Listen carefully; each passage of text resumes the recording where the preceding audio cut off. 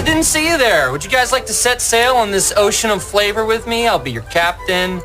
I'm Steve Harrington. And I'm Collin. And I'm Doug. And I'm Whitney, and this is Skips Ahoy, a Stranger Things podcast where we go week by week, chapter by chapter, taking a look at every single episode of Stranger Things. But we have done all of that. We're finished. So this week. And yet we're still here. I know. Amazing.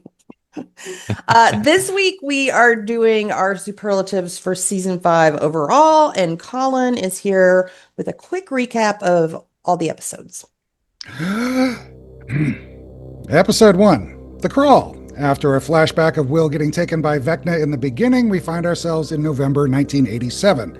The Byers have moved in with the Wheelers, Holly has a new mysterious friend, and Rockin' Robin is on the air.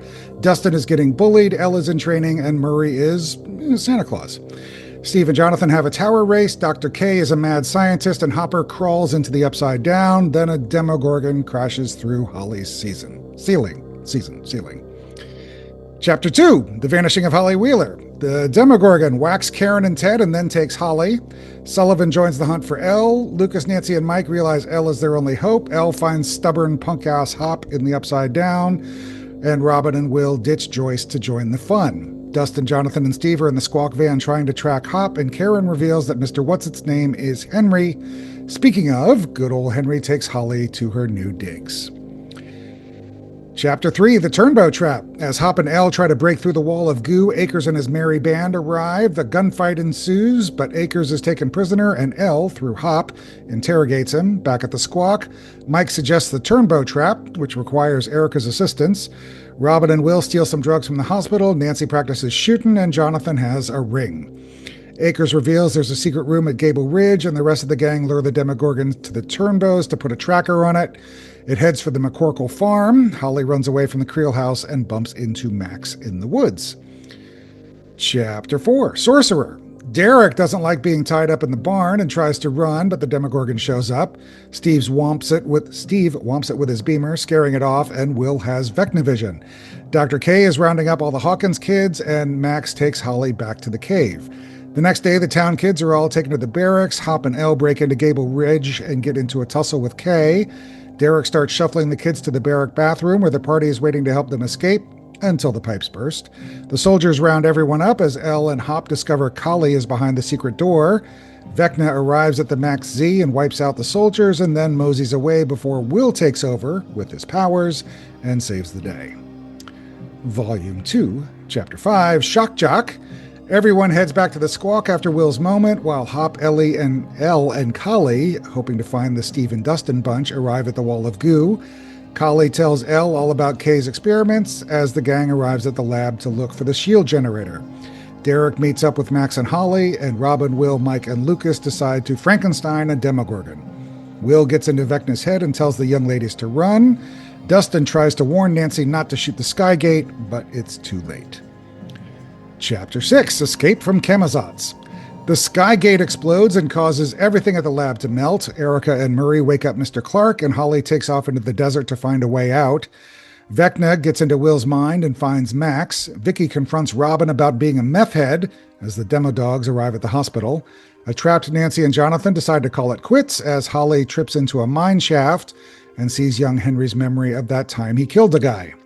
She and Max make it out to the Red World and eventually make their exit. Chapter 7, The Bridge. Max wakes up in Hawkins, but Holly gets nabbed by Vecna and taken to the Pain Tree. Mr. Clark, Murray, and Erica track Dustin, and everyone reunites at the lab and then heads back to the squawk for the great wormhole revelation. Steve offers the best plan, wait for the abyss to close and then jump into it, to get close and then jump into it, and Dustin says, hey, let's leave a bomb behind.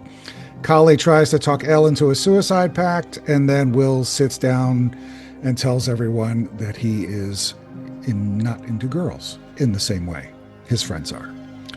Everyone then climbs on board Santa's sleigh, and Murray drives them all to the Max Z. Nancy and Hop take out a couple of guards, and Henry starts a candle-heavy seance with the kiddos. And we bring it home with Chapter 8, The Right Side Up. Hop, Murray, Collin, and Elle head to the lab so Elle can get into the tank and hijack Vecna. Everyone else starts climbing the Squawk Tower so they can jump into the abyss when the time comes. They're just a little left of center, though, so the abyss crashes into the tower. Don't worry, Steve's okay. They all make it through and head for the pain tree while Vecna plays with Hop's mind and makes him ruin everything, so Elle and Collin, who had joined Max in Henry's mind, get yanked back. Akers arrives and shoots Collin before Elle makes him shoot himself. Then she jumps into the abyss.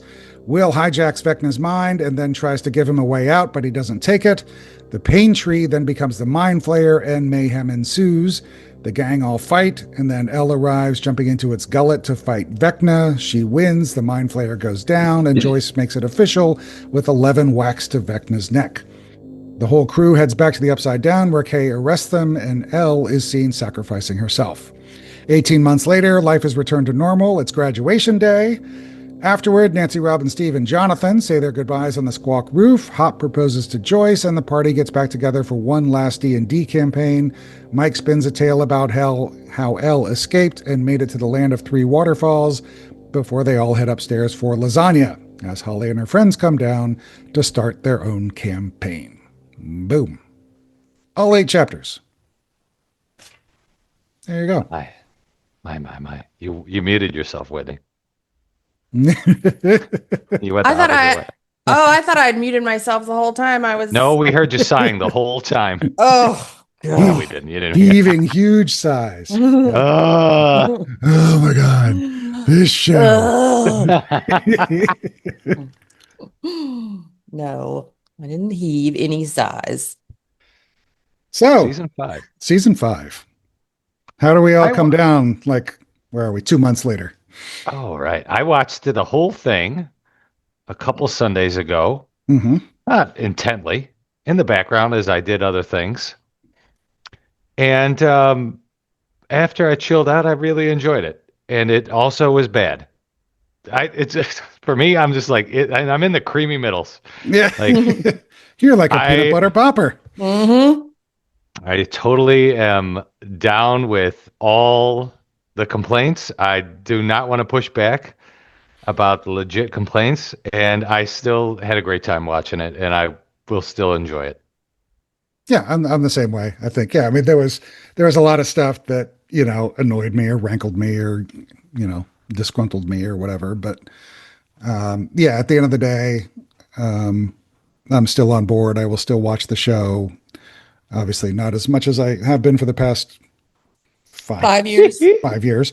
But yeah, the complaints I have are, minimal compared to, the overall feeling of joy for, going on the ride and watching it, start to finish several times and, everything that went with it.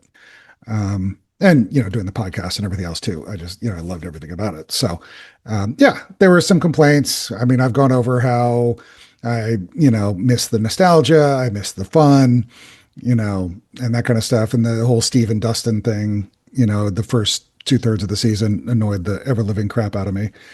I like that. But yeah, I mean, was it the same show at the end that it was at the beginning? No, not even remotely close. But I like it, and I love a lot of it. I like a lot of it, so it's and it's still okay in my book, and I will still go back and I will revisit and watch it. And I had favorite moments from this season. I had favorite episodes from this season. So yeah. I think Gina in the Discord server really nailed it. No, she's the best. When she put finally, I feel like she finally put into words how I felt really about like how there wasn't the reason I don't like it with Elle like being alone and all this is because I thought it was going to be this story about 11 finding her family and getting,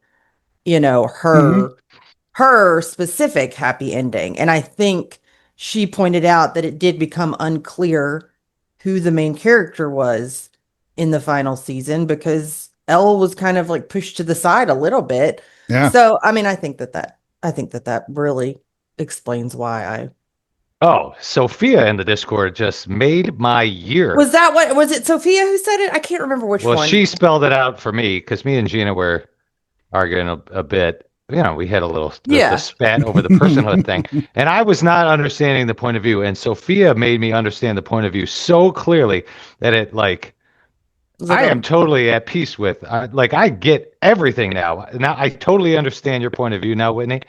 Yeah. And it's exactly what you were starting to get into, right?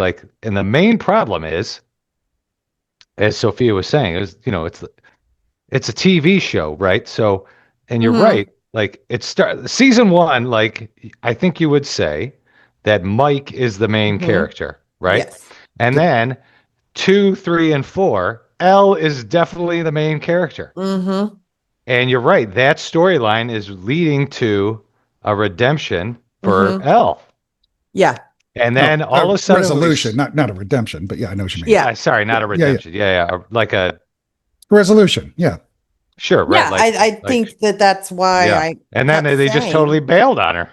Yeah. And it just went back to being Mike's show. Yeah. And I think that's why I kept saying, for the past 4 seasons, they're definitely not going to do that to 11. Like they're not. Right. They're not going to. There's no way she can't not get it, because in my mind she was the main character even in season 1.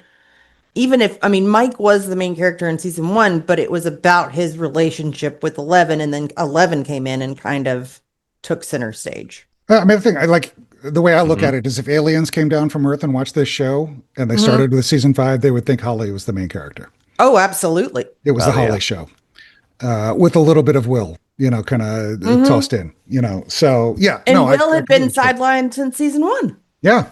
Or not even, well, that's what Will has been sidelined until season 5. You still haven't seen the documentary, Whitney? Mm-mm. Okay. There's a point in the documentary when they were filming the picnic table scene in the woods at the beginning of the season. And they kind of let the cameras roll, and they were talking about how it must have been kind of near the beginning of shooting season 5. The boys were just sitting there talking with each other. Oh, it feels so great to be back home. It's just like season 1. And Noah's like, I wasn't around for season 1. And Gaten's like, yeah, you were. You were totally here. And he's like, no, I really wasn't. I wasn't around at all for season 1. I was there at the beginning and kind of at the end. And, otherwise it was just a model of me being, with my face being sucked. So, yeah, it was just kind of funny that, it was not at all the Will show. The first episode was named after him.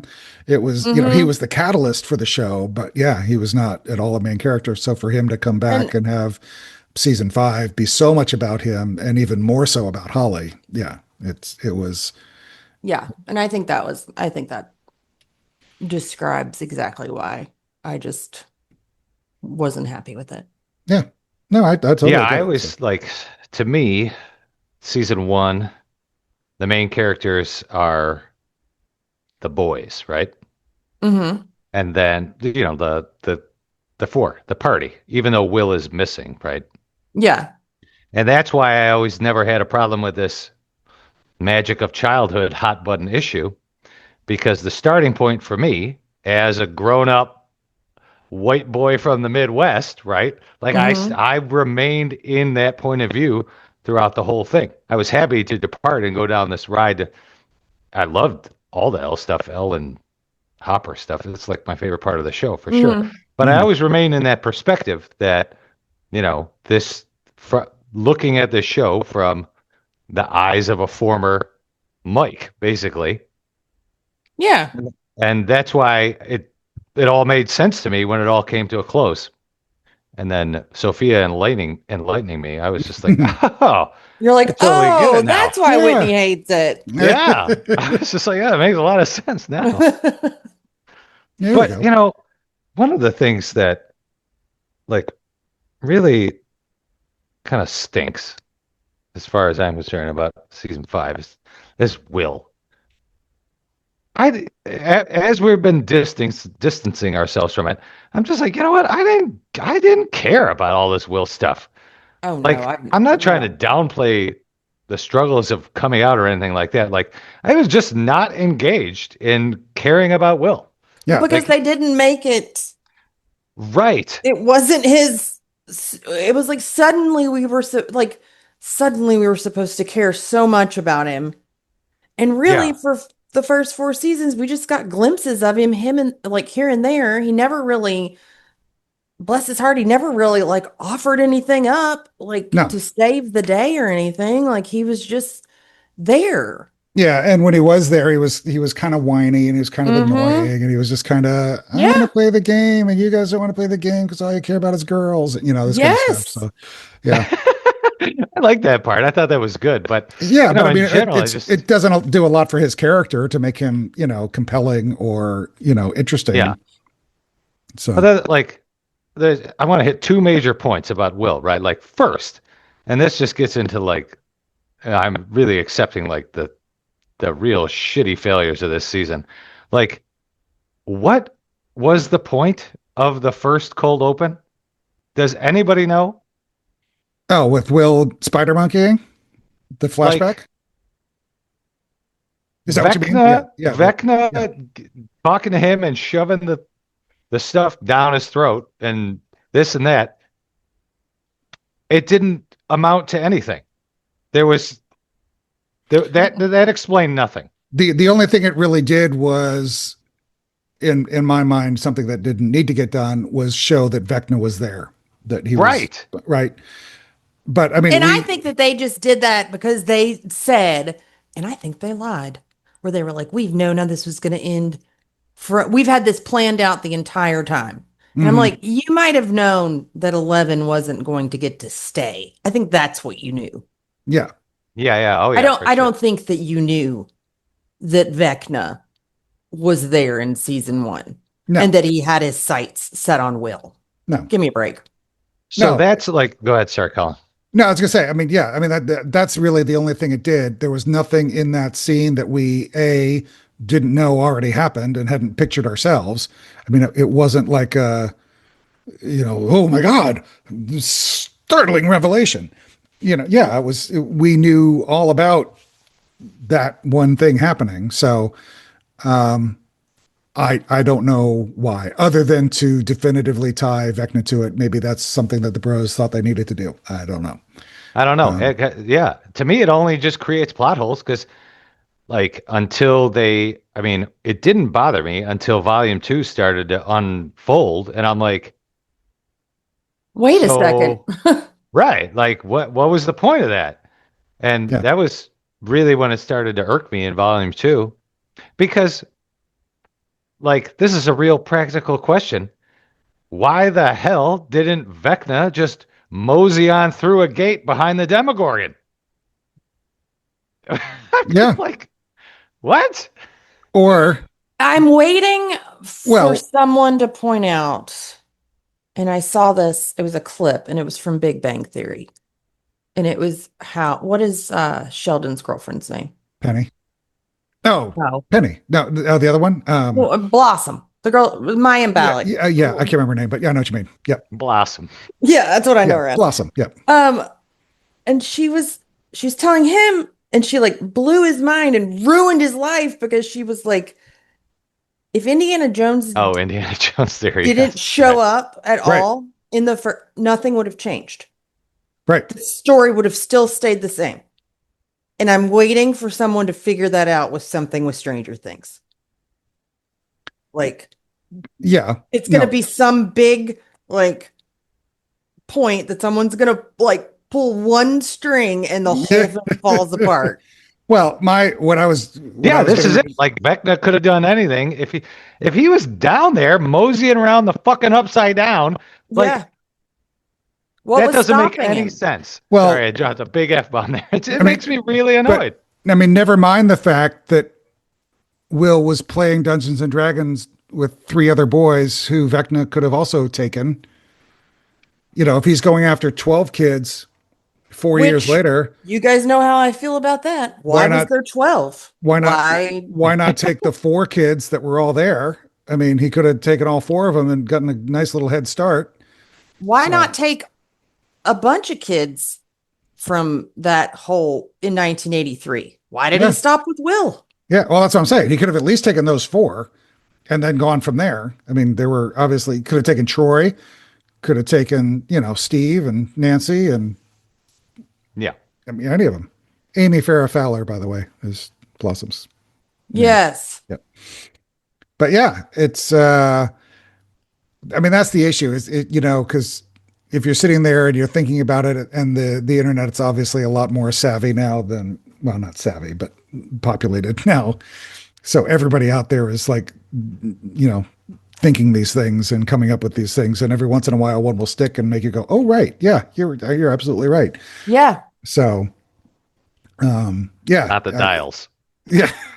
Not about dials.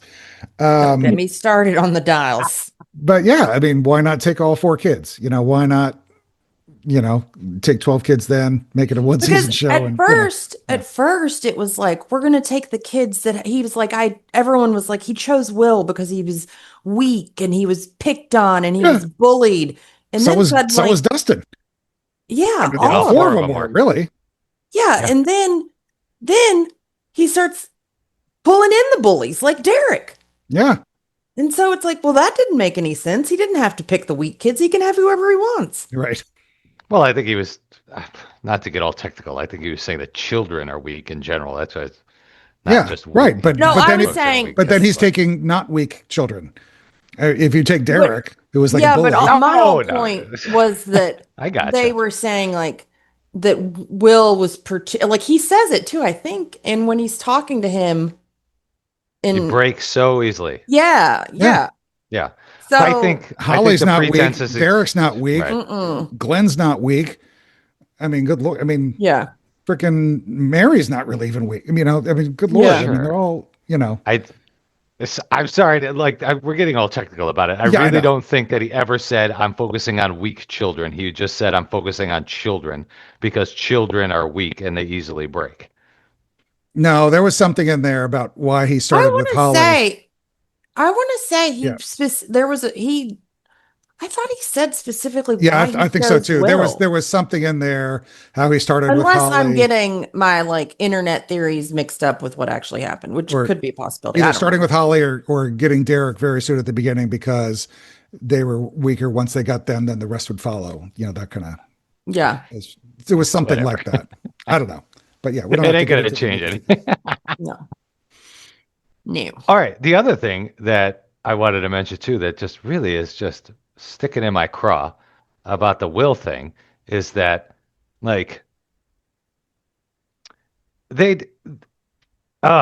this really grinds my gears too, because they played it safe, right? And it bit him in the ass because they played it like vanilla, right? Because Will coming out to everybody or anyone, whether it was the whole group, whatever, it doesn't even matter, right?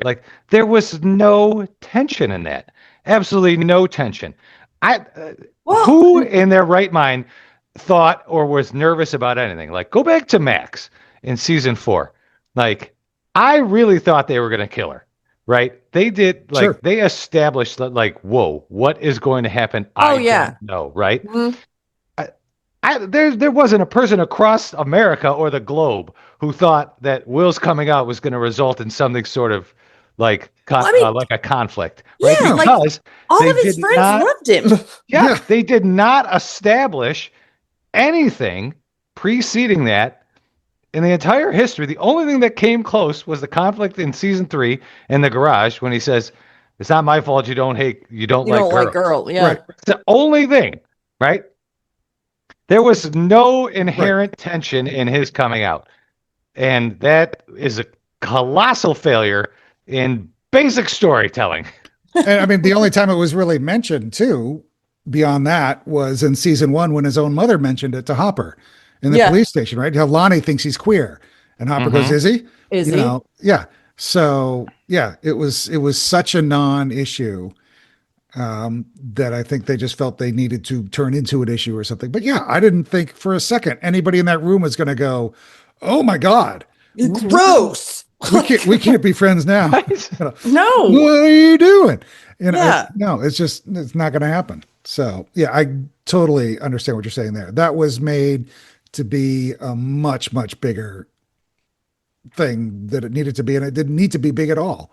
Now, it was big to Will, sure, in his head, to come out. Sure. I get that it was big, and I don't know, in his anxiety of the moment, sure. Did he think that somebody might say something or might treat him differently or look at him differently? I'm not going to get into Will's head, but I can imagine, sure, I can see where that would happen. But nobody else in the room, and nobody watching thought it was going to be a big deal. Oh, no. I mean, in good. the story.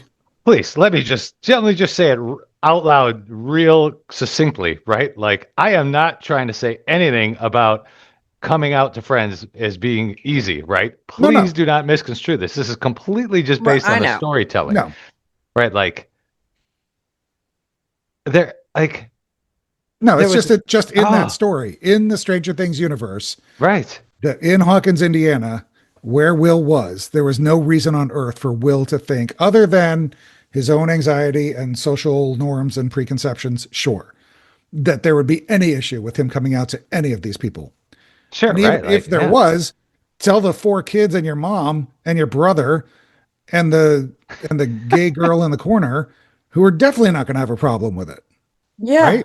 So, yeah. No, I totally and this is why Robin coming out was wonderful.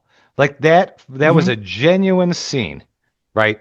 And it was with a purpose. It was perfect. Yes.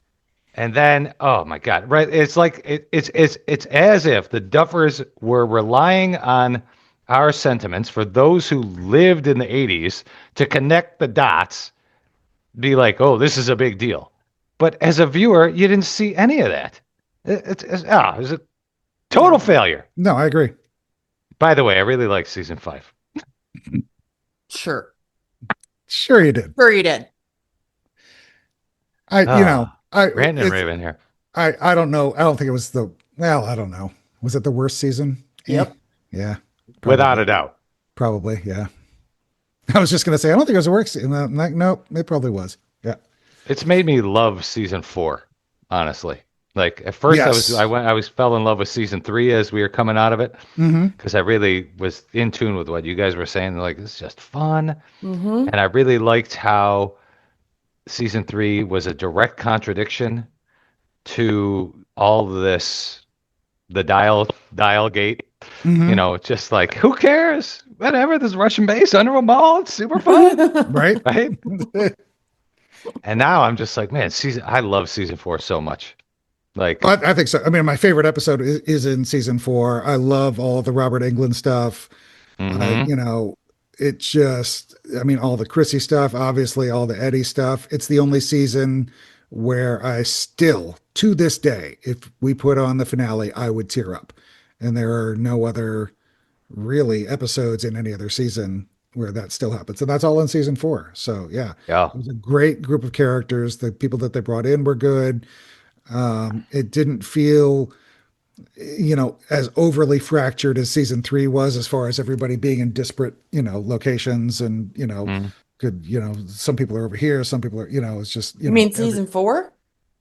Well, 3, yes, we get into 4 with the whole Russia subplot and all that kind of stuff. I get that. But season 3 just kind of felt like everybody was kind of scattered all over the place. And I know they were physically scattered with California and Russia and everything like that. Yeah, I was going to say season 4 to me feels more scattered. But season 3 was like the first time that it was really, really scattered in my brain. So by the time season 4 came around, I didn't mind it as much. But yeah, I don't know. It was just... Yeah, 3 was fun. 4 was the most violent. And it's kind of like, you're doing the Backstreet Boys. He's the cute one and the pretty one and the moody one. So season 3 was the fun one. Season 4 was the violent one. Season 2 is the, whatever you want to call it, dark one with the lost sister. And season 1 was the, kind of the setup. And, so I don't know. Who was season 5? The goofy one. The one that's always drunk and gets kicked out of the band. Yeah.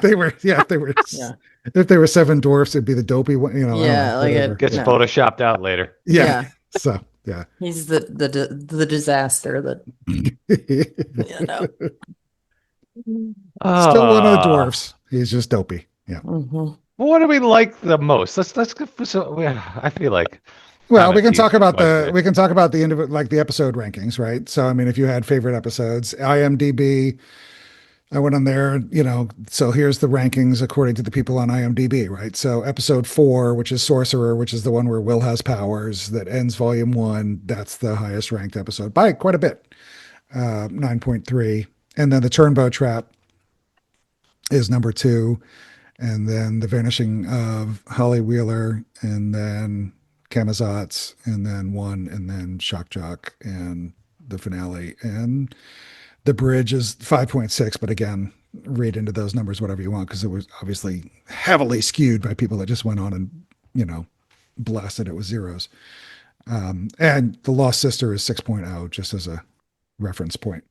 So, It's yeah, I loved it. because I thought the Turnbow Trap was great. I thought that was a really fun episode. well, and except for episode 6, 1, 2, 3, and 4 were the ones that were ranked on the higher end because those were the ones that felt more like Stranger Things. Yep. Yeah. Volume 1, right? Mm-hmm. And in all fairness, 6 and 1 and 5. Well, yeah, 5, 6, and 1 all were within a tenth of a Yeah. point of each other. So, Yeah, they're all right there. Yeah. Yeah, I think the Turnbow is my favorite. Yeah. Mhm. That one's great. Yeah. Erica. Or Erica's Yeah. phenomenal. Yeah. or a I really sorcerer. liked- Because I mean I was Yeah. as much as everyone who listens to this podcast knows that I don't really like Will that much. I was pumped when he got his powers. I was Oh, like, yeah. yeah. It was Yeah. a thrill. I Yep. was excited. I liked then- I liked 3. Obviously Frank Darabont did 3, and that's the one with the shootout with Akers in front of That the was fun. billboard and the wall of goo, which I thought was really good. He seemed like not to just interrupt, but he also seemed like a useless character. Oh, he could have been anybody. He could have been Would nameless- anything have nameless changed soldier. if he wasn't in there? No, it could have been any soldier. It didn't have to Not be a lot of depth. Yeah. Henchman. Your classic henchman. a minion. Yeah, that was like a something that was lacking in season 5 that was really wonderful in season 4 with like, the mob of the regular town like going after Jason. Mhm. yeah, like the threat of a real life, I don't know how you want me to say, like a normal being, not supernatural monsters or giant Yeah. spiders, right? Right. That was always there in the previous 4 seasons, and that was the best in season 4 and was completely lacking in season 5, right? Like the closest we They got was just- this I military, and they didn't have any depth of character anyway. It was just I like, just think they lost the plot in season 5. I really do. I think they just sort of lost the plot. oh I yeah, think that they got in their own heads. I think they had their budget was too big and it went to their heads. And I think I that think so too. Yeah. that it was almost like when you go to the Cheesecake Factory and you have too many options and you can't Mhm. like I can't look. I have to know I cannot skim through a Cheesecake Factory menu. I just have to open a page and pick something from that one page because if I go through all of it, it's too many options Sure. Choice and anxiety. I get overwhelmed.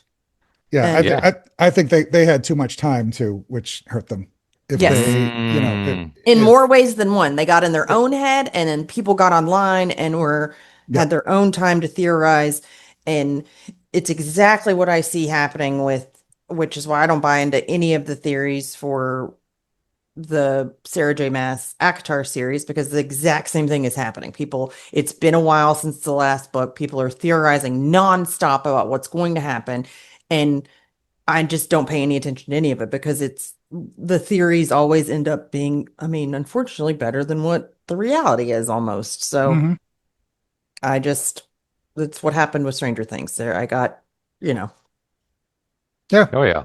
No, I agree. I feel like they had a lot of plot points that they wanted to hit. It's almost like they had all these things that they wanted to hit, and they are always writing in reverse. How do we get to this? Rather than Mhm. sort of unfolding, right? Like the thing that is really annoying me too on that level is just like, okay, we need to get Jonathan and Nancy into this situation where they're going to have this scene, right? Which, by the way, Creamy Middles, I love that scene, right? But what annoys the crap out of me is that, it's just like, all right, how are they going to do that? Well, Nancy's going to shoot the thing, and we're going to create all this drama, like we might blow up the universe if we shoot it, and then, we just kind of ticked it off. And Yeah. it was You knew they weren't going to die. You Right. knew they weren't. Never Right. Yeah. once was I worried that they were going False to get jeopardy. That's stuck right. in the, carbonite or whatever. No. Right. Yeah. There's no tension. No, No. I was just like, I agree. and I also was one of the people that was confused. I was like, did they break up? Wait, is it over? I mean, I guess Sure. it is. Yeah. No, I thought the same thing in that scene. I'm like, wait, are they still together? But they're not.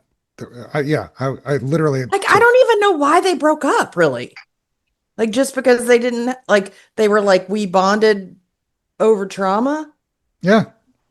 And Nancy didn't go see him over break because she needed space. And she doesn't like when he smokes weed, and he doesn't like when she Like, drinks. And he doesn't like her pink Oh sweater. no, Yeah. come on. And You two. doesn't like her I sweater. get that part. I love this breakup. Like that was heavy for me because I can relate to it, right? Like you realize that you're in the relationship for the wrong reasons, and like it's a Yeah, mutual. but they're in the relationship literally as the world is burning. Right. It Sure, seems all like right. it could have Well, waited. sure. Right. So it's I know there's I would probably a want to term be with for it. someone I loved. Yeah. And I'm sure Well, they hugged. Nancy could tell me the term for it, but any relationship or any situation that is informed by, especially in this situation, external trauma, like falling in love in wartime, you know, why don't you let there be a little bit of ceasefire and see how you do when the world's a little more normal? Yeah, wait till there's no pressure. Don't make any decisions while under pressure. Yeah. Well, maybe I don't they were about to die, even though we didn't believe they were going to. Well, they might have thought they were about to die. And I mean, but even Right. then, if you're about to die, do you really want to be like, hey, by the way, I don't really love you? I think that Yeah. that's not how you would be. No, I mean the breakup was coming anyway because of all this crap that they had gone through over the past couple of years and how they didn't, and West Coast, East Coast and West Coast, Midwest, whatever, all that kind of stuff. There was a lot of, reasons that they didn't like each other, but all of it was informed by all this trauma that is going around them. Wait another literally 2 days. And see if you still feel the same. Yeah, I don't know. Give it a week.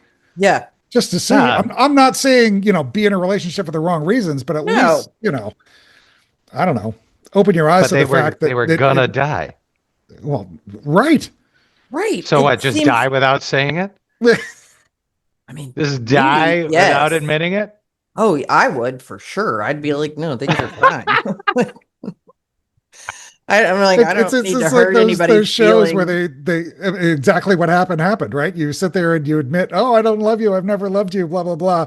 It's like Oh, when you're going down on an airplane. we didn't die. Okay. Or like- Oops. This is like in Almost Famous. Yes, Yeah, yes. exactly. Jimmy Fallon screaming. I forget what he screams. Yeah. Didn't he scream he killed somebody once? Or Yeah. something? Yeah. That's exactly what it was like. Yeah. Oh, we didn't die. Oh, like, now wait, what are we going to do? Now can't take that back. Yeah. You know I hate your sweater. Oh, what a riot.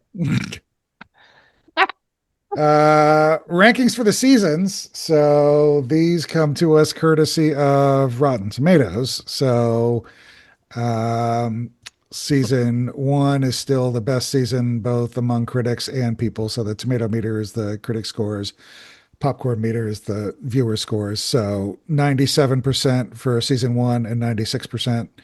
Season 2 is 94 and 90. Season 3, 89 and 86. Season 4, 89 and 88. And then season 5 is lowest in tomato meter at 83 and much lowest in popcorn at 53. So Now, to be fair, the Rotten Tomatoes was also subjected to review bombing. oh, sure. And I don't know if they might have closed it for a little bit because it was like obvious that people were review bombing it. But you can just see by looking at it that it's like the more the show went on, the less people liked it. And Yeah. a part of that, I think, is because of what's the word I'm looking for? Like the uniqueness of it. Yeah. When it first came out, it was like, we haven't had anything like this. Mhm. Right. Well, I mean, even so, I mean, the people's reviews went 96, 90, 86, 88. So 90, 86, 88 for 2, 3, 4. I mean, you're all Yeah. kind of right in the same neighborhood. So it wasn't like a precipitous drop off or anything. Yeah. Season 5. So yeah. Mhm. I just think about the Duffers. I just think about the Duffers after I just cannot stop thinking about them hearing about Conformity Gate and how embarrassed they probably were. Oh yeah. Like, our finale was so bad that people think that there's another one coming. Right. There's a secret finale. Yeah, it gets done and everybody goes, no, Oh, really, come really. on. What's Guys, the come real on. ending? Yeah. All right. All right. We get it. You We get got it. me. What's the real ending? Yeah. Yeah. Yeah. But no, that was the real ending. So real curious to see how their next show goes. Comes Yeah, on That'll this be month. interesting. Yeah, a couple weeks that'll be out, and then the Tales from '85 is in April. So yeah, Yeah. we'll see. What was your favorite part of season 5? The end. Mm. I'm just kidding. No, the ending was my least favorite part. Like over I like Could be a moment. It could be a general thing. I mean, I liked everything about the Turnbow trap itself, not the episode, the actual trap. I mean, I liked seeing Joe Keery handle that chainsaw. Yeah. I mean, But I think, everybody kind of working together, setting the trap. The Demogorgon comes in, swipes at Derek. He's not there. Lucas does the Yeah. thing with and then they run downstairs and they run over Yeah. the trap. I That's thought that fun. was all really cool. I like Totally. that a lot. I was impressed with Nell. I didn't Nell love the was fact that she was like a main character, but I mean, that's not her fault either. it's not her fault at all, but she was really good. I was blown away by Jamie. I thought, Oh yeah, he was great. I mean, just staggering performance. And now I really especially- want to see him in like a good guy role. I Right? know he was already in is it Mortal? I always get this wrong. Is it Mortal Instruments or Immortal Instruments? Mortal. Mortal Instruments. His Mortal Instrument. His Dark Materials. No, that's not No, it. I know. It's his Dark Material. Mortal Instruments is. Yeah. I was putting his in front of it, but it's not. It's just Mortal Instruments. I mean, I liked, obviously I'm a sucker for the 80s stuff, so I love the Purple Rain. I love the Prince stuff. Oh, yeah. I love that. I love Robin in the radio station. I love how chapter 1 started out. I thought through the flashback when it actually started.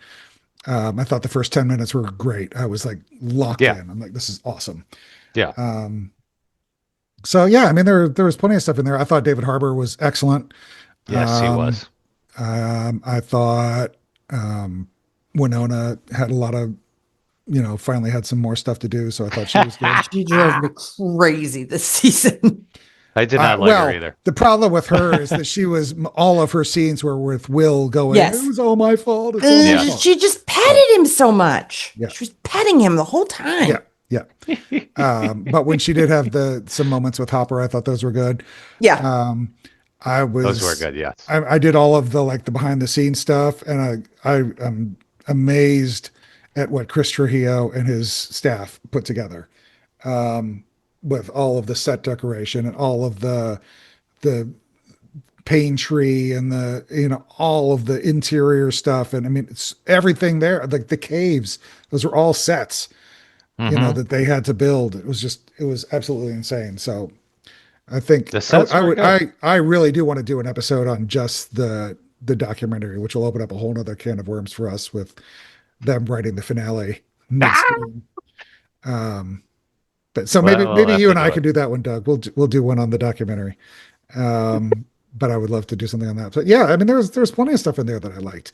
There was also plenty of stuff in there that was just silly, and there were errors, and there were just missteps and stuff. But again, more than not, I liked season 5. I liked all the seasons. I used to say that season 2 is my least favorite season, but even that's a really good season. So I don't know. What about, where were you? What did you remember, or what pops in your brain for season 5? I loved all the 11 and Hopper stuff a lot. I thought it was really good where they took that. I enjoyed every scene that they had together, and I enjoyed that conflict. Hopper with the suicide strap, then contrasting that to Elle's suicide pact later, Mm-hmm. and then just uh, the conversations that they had. I really loved that scene with the interrogation Yep. of Akers and then Elle getting into his head. Um, I love them storming the base together. And I really liked Callie coming back at first, and then it fell flat, sort of like Will's powers, right? Hmm. But I did like, um, how do I say this? I liked everything around Callie except what she provided in the finale. Like, Sure. I was just like, why didn't she, like, she was essentially there to try to stab him on the table, which was weird too. Like we're stabbing in dreams. No one ever talks about that. It's like Right. we're just gonna kill him with a stake to the heart. Um, like I was like, why isn't she engaging in more mind trickery? Like that's what I thought. That disappointed me. But I really liked her coming back in the way that she did with her being captive, and that was really disturbing, and that Mm-hmm. really floored me. And then I liked how that she was a challenging presence for us as viewers. Just like she's presenting this very dark option to Elle and going at it with Hopper, Mm-hmm. calling out Hopper's bullshit to a certain extent too.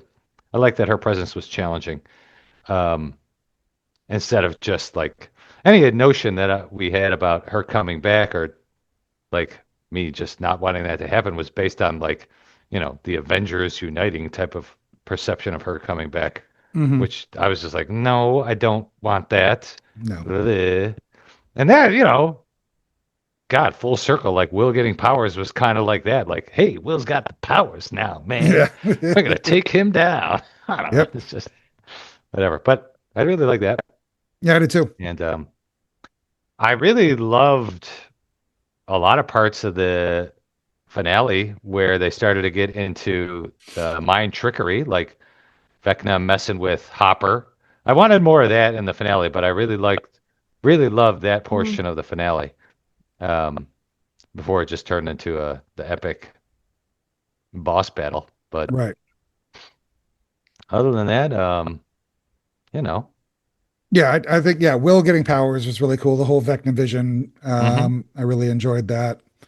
Um, I liked I liked Sadie's work. I think it was hurt a little bit by the stupidity of standing there for 28 minutes yeah, and not going anywhere. But hmm that again, that's not her fault. Um, no, she was good as per um, usual. She's great. I like Kara's work this season. I thought she was really good. hmm Yeah, the laundry room was a little Deus Ex Machina, sure.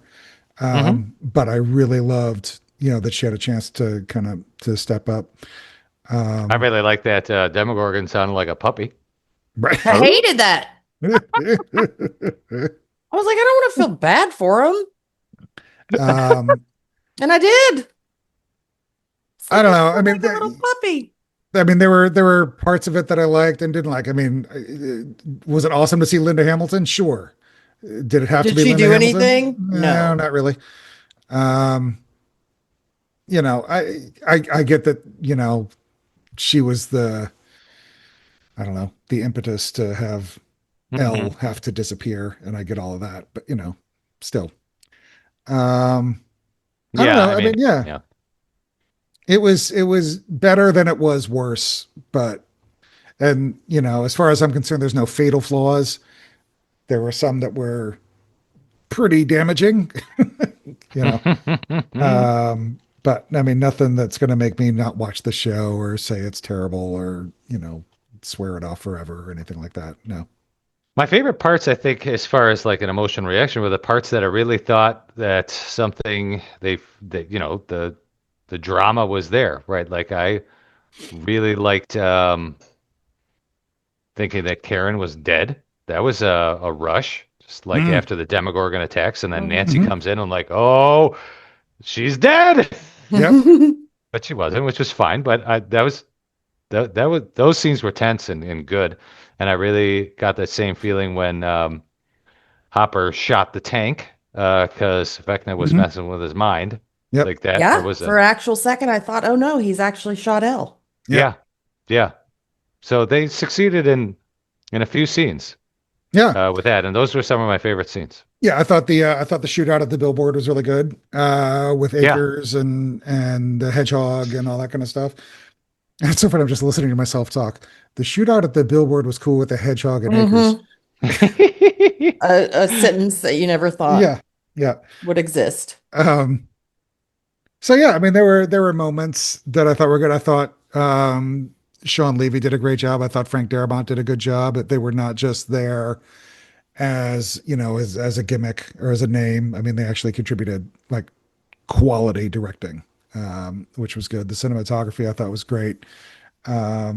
So, and obviously all the makeup and the especially the prosthetics and stuff. So, yeah, I mean, there's plenty of stuff I loved about it. So, yeah. Did you like anything about it, Whitney? I mean, I'm just teasing. I liked the Turnbow Trap. I liked the first volume. Um, Yeah, I Volume did. 1 was fun.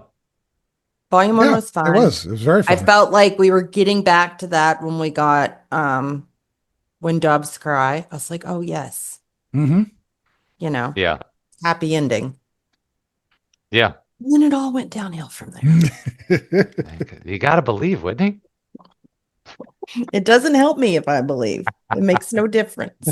Oh my. So we'll do a what would we have done differently episode, and then kind of Oh my. right. I don't know if we have that time. I don't know if we have that kind of time.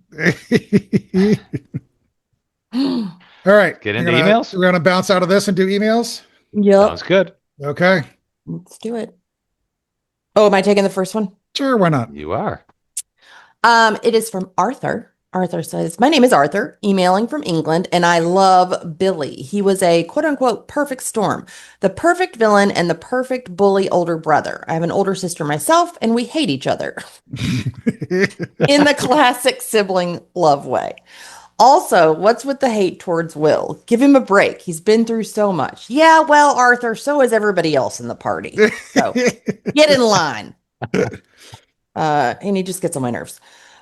You could maybe do an episode on why people hate certain characters. Oh, Arthur, have you ever met this fandom? That would not go over well. Oh, let's do it. I don't know if we can handle the hate mail. Well, not why we hate the certain characters, but why people hate the certain characters. Well, Oh but no, I I want to get feel right like into why I hate them. Yeah, yes, I know. It would devolve into that very quickly. I got a lot of problems with you people, and you're all Yeah. going to hear about them. He says one on the first Shadow play, and maybe one on what season 6 would have looked like if there had been one. See you next time. Stay well. Thanks, Arthur. Thank you, Arthur. All right, next one is from Owen. Hey, Collin, Whitney, and Doug, it's me again. I'm aware, after listening to the previous episode, that I came across a little strong in my last email. No, I did not mean to even hint at invalidating or putting down anyone's opinion, so I'm just clearing the waters. After all, it's just a TV show at the end of the day, and nobody, including me, should be getting worked up about it to the point of rudeness or anger. Don't worry, Owen. No, we're good. I don't we all remember had to- Owen. No. No, Owen, don't. No, you're fine. You're He fine. was totally fine. We all Yeah. went through a journey. It's an emotional journey. It's a musical journey. Excuse me. Looking to the future, I'm very excited for Tales from 85 and what it will inevitably add to the lore of the main show, as well as whatever other spin-offs Netflix will inevitably roll out in the years to come. I obviously don't know how much longer you guys will be doing this podcast, but until it ends, I will always love listening to every new episode. Thank you. Until next time, Owen in England. Thanks, Owen. Thanks, Owen. Thank you, Owen. Next one is from Luke. Okay, real quick to follow up from last time. What I'm writing is not just essentially Stranger Things fan fiction. It's a business drama murder mystery. I've finished writing the pilot script, and Collin, lovely job reading my poem. So you're welcome. Season 5 episode rankings. Number 5, The Crawl. Decent episode. The cinematography in the season doesn't really feel Stranger Things, though, specifically the look when Will kind of locks into the demo and is kind of messed up. Hope you can interpret my vague description. It has a slow start, but there is some mystery in this episode. Number 4 is Chapter 2, The Vanishing of Holly Wheeler, shortest of the season. Comment for the episode. Netflix did a poor job of keeping the name Holly hidden. I totally knew it was going to be Holly just by Googling, which I'm a pro at. I saw the episode called The Vanishing of Holly Wheeler on the Googler. It was honestly kind of confusing, and I'm still not sure whether the title is The Vanishing of or The Vanishing of ... or The Vanishing of Holly Wheeler. It is The Vanishing of Holly Wheeler. Number 3 is episode 8, The Right Side Up. I get what they were going for with the title, call back to the season 1 finale, but it could have been named something else. The Abyss, the story of how we don't know Elle's fate, something else. Number 2 is episode 3, The Turnbow Trap. Is it safe to say this was the most fun of the season? Yes, it was. Definitely. As has been noted by people previously, there is so much planning and recap this season. And number 1 is episode 4, Sorcerer. If this isn't the majority winner, I'll be surprised. Notice which volume isn't included? Of course you do. It'll be interesting to see how often volume 2 makes it in. Cheerio from Luke. Next one is from Harry. He says, "Hi, Scoopers. I didn't get to send an email about Conformity Gate because of life, but I only have one thing to say about it anyways. There's only one piece of evidence I would accept for the idea that the finale of Stranger Things is a false reality created by an evil psychic, and that's the fact that Mike Wheeler and all his little buddies decided that Dungeons and Dragons was a thing they would leave behind when they transitioned into adulthood. It started as a hobby for adults. He's got Kids a point. came later." I am on board, Harry. He's right. Far more people in the world today over the age of, I'd say even 30, playing Dungeons and Dragons than under 30. When it came out? I would bet all the money in the world. Maybe I mean, not Harry immediately when says that it out, started but as a hobby for adults, but I just didn't know I think, yeah. how fast, like how quickly it caught on. I'm not talking like 50-year-olds, but certainly 30, 40-year-olds were playing Dungeons and Dragons much more. I would think it came from people that grew up reading like The Hobbit and stuff. Yeah, totally. So they would have been older Yeah. when it came out. Anyways. Yes. And yeah, it was pleasant to see Holly and her pals picking up those 20-siders, but the idea that Mike was leaving gaming behind was seriously Vecna-coded. Dustin would never. This is It's true. true. Also, there was some talk in the last episode about the Duffers shooting part of the finale without having written it yet. I thought the documentary showed that everyone was working on episode 4 or 5 when someone reminded the Duffers that there was an exterior shot they needed for the final episode, and if they didn't shoot it soon, they would lose the summer light. It wasn't that they weren't writing the show, it was that they had to jump ahead and shoot out of order when they weren't ready. That's how I remember it, at least. I could be wrong. Anyway, I was going to do a rewatch of season 5 before writing this email. Then this article from The Onion passed through my Blue Sky timeline. And Collin has a link to it, I think. Yeah, we'll put a link in the socials. Yeah. So you guys can It see says, "At no point while rewatching every Planet of the Apes does it occur to man he might be depressed." it. I really have been rewatching things a lot lately, like a lot. I don't want to burn out on the show because while I really did enjoy season 5, too much of my favorite things will make me love it less. And all I'll say is that my favorite part of the season starts when Erica shows up at the Turnbows with a pie and ends when Dustin loses the signal. Thank you, Frank Darabont. Also, the ending is good, not bad. Keep being cool, Harry in Seattle. Thanks, Harry. Thanks, Harry. Thank you, Harry.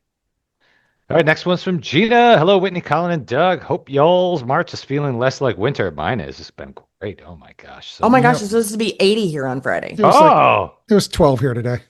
I mean, mine's been up and down, but Yep. 12. we were It was 12, 63 today. 12. 12. You Yeah. live in Vermont. I'm not You could move. expressing bewilderment at it. I'm just stating facts. How was your February, or Collin? Oh, this Was it winter has cold? been so brutal. It has been freezing cold, like Yeah. all winter. I mean, we have had, yeah. I would probably since December, we've had maybe 10 days above 30, maybe. It's been crazy cold. We had a streak of like 3 weeks that was 0. Yeah, it was yikes. Yeah. But we're coming out of it now. Everything melted. So Yeah, now like this weekend coming up and like into next week, we're going to be 50-ish, somewhere in there. Yeah, I think. Ooh, nice. Yeah. All of Buffalo is covered in scum that was underneath the mountains of slush. snow. Yeah. So I don't know the collective brown junk. Gray and brown Yes. snow. Ugh. Yep. It's a real depressing time, right? Yeah. Taking my February vitamin is D when I start to supplement. realize that seasonal depression is actually a real thing. Right. Yeah. Oh, yeah. Oh, it's real. Yep. All right. Sad that this is the final overall season episode for Stranger Things that will ever be. Scoops Ahoy has been a lovely companion on this journey. Wish we were all as happy as we were coming off of that season 4 high, LOL. But the end had to come. Just wish it would have been a bit more for all of us in the end. Any of y'all excited for Project Hail Mary? It's the first sci-fi film in a while that I'm quite looking forward to. You guys know about this one? I Yeah. just Yes, watched the Ryan trailer. Gosling one. Yeah. Ryan Gosling. And Yep. did you see his little promo on Jeopardy? I Yeah. don't know if it was today or tonight. And Yeah, at first I was like, no way. Yep. And then I was like, Whitney, it's a Yeah. promo. It's a Is commercial. this the one where he wins with IDK? Yes. Okay, all right. Yes. I did see that. Yeah, it's Mhm. very cute. All right, here we go. We got Gina's season 5 episode rankings. Number 8, The Crawl. I feel this set the tone for the off-kilter atmosphere I felt this season as a whole. I tend to agree with Gina on that. Yes. I did like the episode, but it did immediately set the tone of like, something's weird, Mhm. right? I agree. Yep. 7, Shock Jock. 6, The Vanishing of Holly Wheeler. 5, Escape from Kamazats. 4, The Bridge. Max and Lucas reunion and Steve Dustin moment are why this is ranked high. 3, The Right Side Up, despite the L of it all. 2, The Turnbow Trap, and 1, Sorcerer. Yeah, I think everyone's pretty much on board that the peak is Turnbow, Sorcerer. Turnbow. Yeah. This is good. Honestly, the bottom 4 episodes I could put in any order, as they all have some truly great moments, acting and shots, etc. And then some truly what is this dialogue type moments? Yep. Yes. Season rankings overall for Gina. Her number 5 is season 5. Number 4, season 3, even though it had some of her favorite moments dialogue from the series. Number 3, season 4. Number 2, season 1. And Gina is a number 1 season 2 lover. Okay. Can't explain why, she says. Yeah. What is it about season 2? Some people just love season 2. Mm-hmm. Yeah. And we are not them. No, No. we are season 3 people. I'm a season 4 guy. Yeah, but you're season 4 I'm guy. picking Me and 3 over Collin 2. Me and I'll Collin do- have been diehard season 3 from the beginning, even when it was wildly unpopular. Yeah. And it still is not really beloved. And it was by- mostly because of Hot Dog on a Stick more than anything. Yeah, that's what did it for us. Yeah. It might be the best. Yep. I'll teeter totter. I feel like my personal is 4, but if I had to put Mine the goes critical 3, 1, 2, 4, 5. 3, 1, 2, 4, 5. Wow, you like 2 better than 4? I would do Yeah. 3, 1, 4, 2, 5. Wow. I think 3, 1, 4, 2, 5. And I Hmm. did previously have 4 in front of 2, but then I rewatched 2 this was from my last time watching all of them. And I decided I like 2 better than 4. Yeah, 2's good. I got nothing bad to say about 2. Yeah. It just didn't hit. Well, for All a right. while, Colin and I were like, we didn't like it. We were not that we didn't like it, but we were like, it's not our favorite. I feel like Right. for a Yeah, while we thought it was just kind of dark and everyone was in a bad mood the Yeah. whole time. Which is true. Yeah, but for some reason now I kind of like it. Yeah, I do too. But yeah, That's I would do 3, 1, 4, 2, 5. I think that's where I am. 3, 1, 4, 2, 5. Yep. All right. Gina's MVPs, Dustin / Steve, Joe Gayton. They truly have been the most consistent actors over this whole series. Also, shout out to Caleb, Sadie, and Natalia for the same reason. They were always consistent in their characters and acting, no matter how the scripts threw a wrench in things. Peace and love, Gina. Yeah. Steve and Dustin, they anchor the show. Yeah, they really do. Mm-hmm. Duffers got They're- real lucky they're with fantastic. both of them. Uh-huh. All And right. David Harbour. David Harbour is like True. the foundation. You guys Well- watch his new show?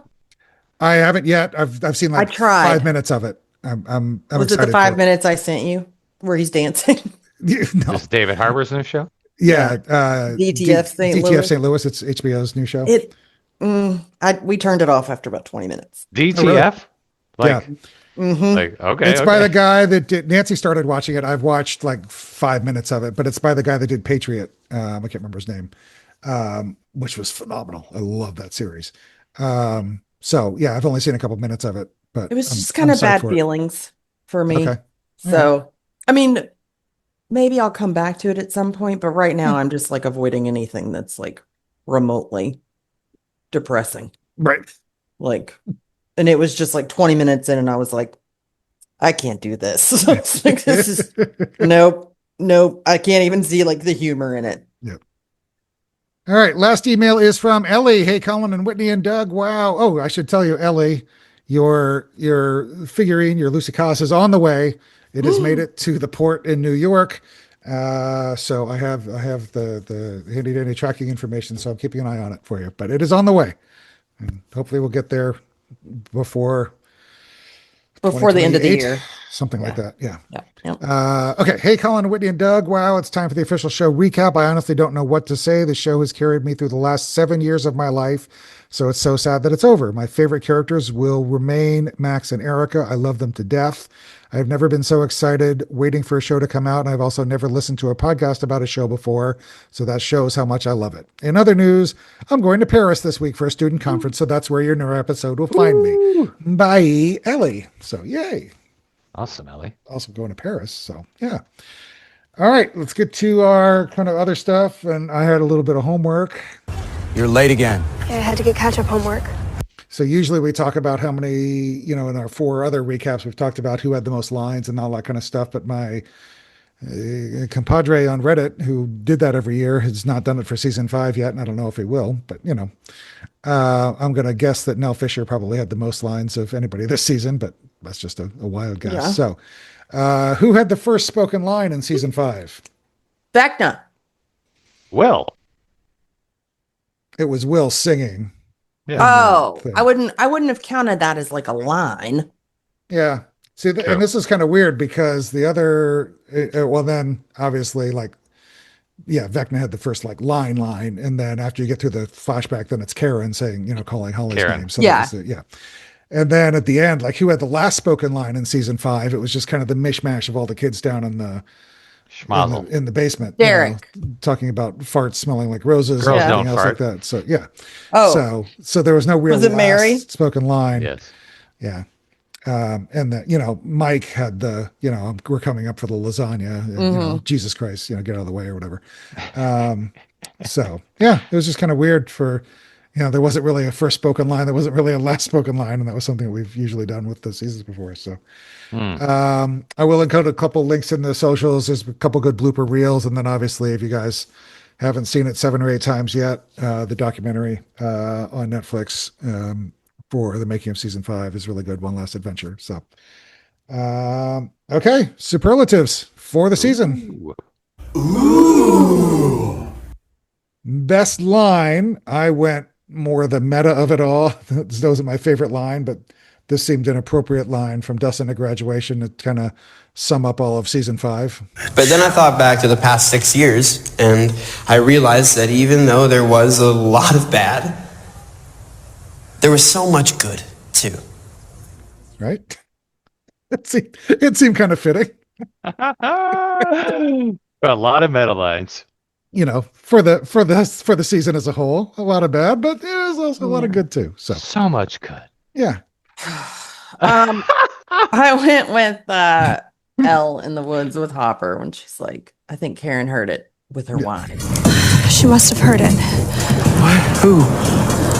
Karen with her wine. That's cute. I think this is the best line of the entire show. I'm not gonna lie. And it has, it's I already not know what it necessarily is. Just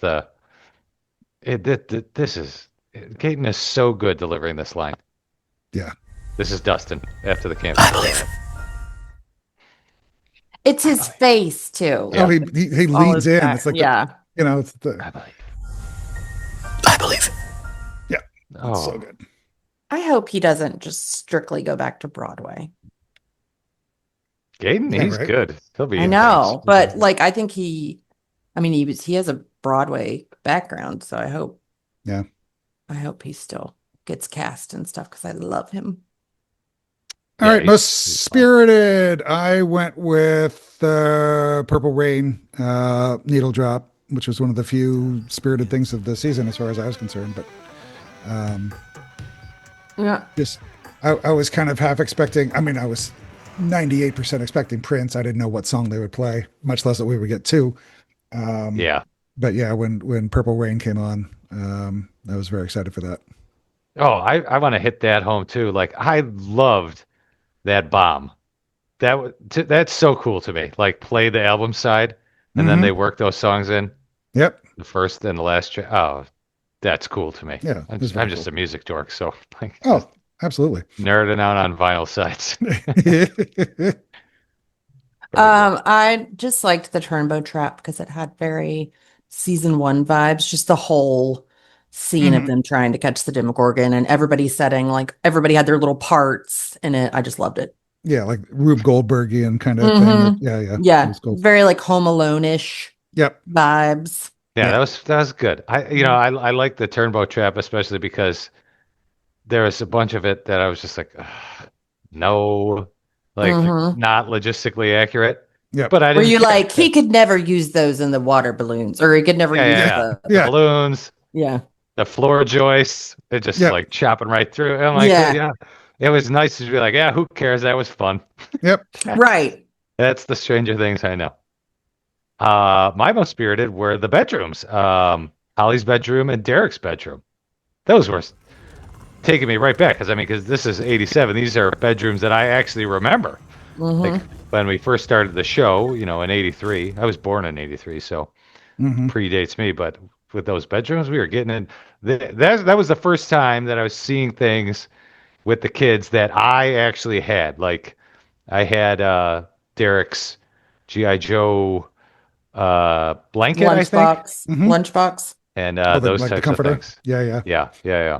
I I love had those I types of had things. the Rainbow Bright stuff Yeah. Hmm. when I I was had like little. Star Wars. I had Return of the Jedi sheets, blankets, comforter. Good Lord, lunchbox, thermos. I mean, all that stuff. Poster, Ooh, Darth that's fun. Vader, buttons. I mean, I was Star Wars out. Yeah. All right, Cool. most Stranger Thing. I went with the wormhole reveal, which I thought was really, really cool. So when Dustin finally figures out what it is after finding Brennan's hidden closet, just the image of the beamer getting sucked out into the black hole of infinite void. Um, that was my Stranger Thing. There's obviously Stranger Things. Yeah. I thought that was a cool one. I didn't like the mind flayers, but Yeah. didn't like it at all. Didn't No. like how it was stuffed down in the dirt. It had been buried for a while. I didn't like that. Really grossed me out. It like lifted its butt up and I hated it. I get it. Sure. My most Stranger Thing was Dr. K sucking the blood out of Collie and transfusing it into pregnant women. That really gave That me the was yeah, heebie-jeebies. that was messed up. Yep, I'll give you that. And But her also like face. they knew it didn't work. Why did they keep doing it? I mean, they were trying. Definition of insanity. Yeah. Yeah, because they weren't Yeah. changing anything. Right. This is bureaucracy. Right. Yeah, that's true. Your tax dollars at work. Yeah. That's right. We were That's we were right. funding that one. Yep. Body count. You guys, yeah, man. All right. MVP of season 5. I could have gone a couple different ways, but I went with Jamie. I thought, especially in chapter 8, I thought he was phenomenal. I thought it's a performance that in lesser hands could have been anywhere from cheesy to frustrating to ridiculous. But I thought he did a absolutely phenomenal job. So I gave good old JCB my MVP for the I entire do love season. him. Yeah. Mine went to Joe Curie / Steve Harrington because if it wasn't for him, I feel like this season would have been a total flop. Like, I feel like he saved He the carried a season. lot. Yeah. Yeah, He was he's great. my fave. Yeah. I just love him. Yep. He Both was good really, picks. really good. Yep. Nice picks, guys. One of my favorite scenes from Jamie Campbell Bower is just the first time that him and Holly are in the house, and he's just so Oh, where cheeky, he's charming. Just Mhm. yeah, because I would have been like, I Wow. have no problem staying here. Yeah. You're gonna feed me pancakes and talk to me in your charming British accent. And Maybe Or I I'll guess he blueberries. feed didn't have a Derek to British the accent. monsters. Yeah, give He me didn't have a blueberries. British. Yeah. Yeah. See, we're good.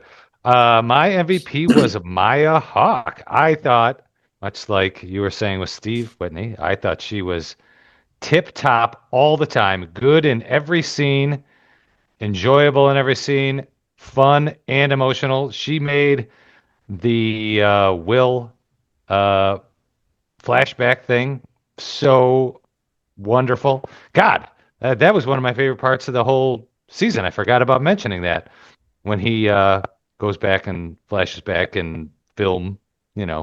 Mhm. the Castle Buyers and the voiceover for Maya. She Yeah. was just so good. I just loved her in the scene talking to Vic when Vicky thought she was a meth head. Mm-hmm. I just love my favorite little thing from the season is also for Maya Hawke, how she's just sitting in that chair after the sorcerer. It's it's when Oh, they're yeah. having the meeting and just like all crisscrossed and Yeah. Yep. so good, like spot on for her character too. Like Yeah. it's really, Mhm. really fleshed out that character really well, and I agree. I think she was awesome in this season. I agree. Yeah, it was really good. All right. I think that does it. We will be back in another 2 weeks on March 19th, and we will be giving our definitive ranking of all 42 episodes. We've already done 34, obviously, so we're not going to, reshuffle around and justify the 34 we've already done. We're just going to stick the 8 from season 5 somewhere in our top 42, and we will unveil those in 2 weeks on the 19th of March. Feel free to email in your favorite episode, which ones were your least favorite, where they should fit in the whatever. Whatever you want to do, emails to us by Sunday, March 15th, and we will have our ranking of the 42 episodes on March 19th. Remember, if you want to get in touch with the show, you can always email us at scoopsahoypod@gmail.com. And you can check us out on Twitter, Facebook, and Discord. We have all the links pinned. Or we have the link to Discord pinned. You Yep. can find us on Twitter and Facebook under Scoops Hoy Pod. And please remember to leave us a rating or better yet, a review on iTunes. And that helps us get in front of other listeners like yourself. So I want to thank everybody for listening, and I hope you tune in next time. Thanks, guys. Bye. Bye. Bye.